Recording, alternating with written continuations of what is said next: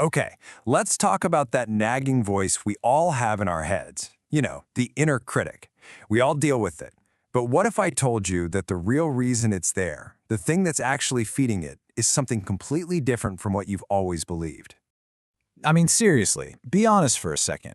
Do you ever feel like you're just way harder on yourself than anyone else is? Like you've set this bar for yourself that's almost impossible to reach? If that feeling of constant internal pressure sounds familiar, then you're gonna want to stick around. Because the real reason for it, well, it might just completely change how you see yourself. All right, so first things first, we have to tackle this huge misconception right off the bat.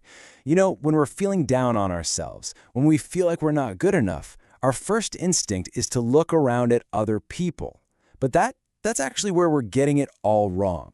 I mean, it's the classic explanation, isn't it? Social comparison. We think our self-criticism comes from looking at other people. You scroll through social media, you see your friend's perfect vacation photos, you hear about a colleague's big promotion, and boom, you feel like you're falling behind. It's a super familiar story for sure. But here's the thing, it's not the whole story. And this is where it gets really interesting. The most intense, the most cutting self-criticism, it doesn't actually come from comparing ourselves to our peers or our rivals. Nope. The real benchmark, the measuring stick that causes the most pain, is completely internal.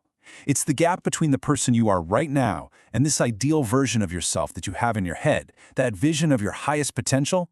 That's the real competition.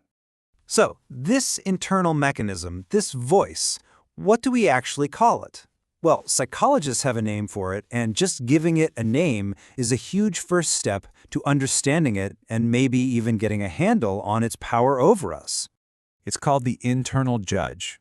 And that's a perfect name for it, right? Just picture a little judge or a referee sitting inside your mind 24/7 with a scorecard. And it's constantly measuring your actions, your words, your achievements, but not against anyone else. It's measuring you against that set of incredibly high internal standards, that perfect version of you we were just talking about. Okay, so how does this internal judge actually, judge? It basically operates on three key principles. First, it has unbelievably high internal standards. Second, it's constantly watching you. That's what we call strong self-monitoring. And third, those two things combined to create this state of chronic self-evaluation. Honestly, it's like being stuck in a performance review with your toughest boss. A performance review that just never, ever ends.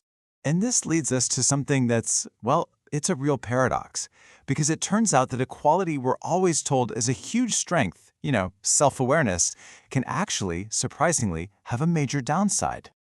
Yeah, and I know what you're thinking right now. Hold on a second. Isn't self-awareness a good thing? And yes, absolutely, 100% it is. It's totally essential for personal growth. But, and this is a big but, it can also be a real double-edged sword. There's a term for this, and it's called the cost of clarity. It's this wild phenomenon where your best assets, your high self-awareness and your really clear vision for who you could be, they become the very things that fuel your internal judge. Think about it. The sharper your vision of that ideal you is, the bigger and more obvious the gap seems between that ideal and where you are today. And it's right there, in that gap, that the most intense self-criticism really thrives. So, if this whole mechanism is so powerful and kind of baked into being ambitious, what are we supposed to do about it? Well, the goal isn't necessarily to just shut that critic up for good. It's about something way more powerful, completely reframing how we think about it. And this is maybe the most important takeaway of all. That inner critic, it is not a sign that you're weak or that you're failing. It's actually the exact opposite. Think of it like this.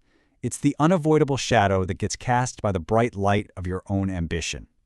That voice only exists because you have such a clear, powerful vision for the person you're working so hard to become. So, I want to leave you with this final thought. The next time you hear that critical voice start to pipe up, what if you didn't see it as a flaw? What if instead you chose to see it as proof? Proof of your ambition. And maybe, just maybe, a reminder of just how high you're aiming. Please subscribe to Brain Mechanics for new updates.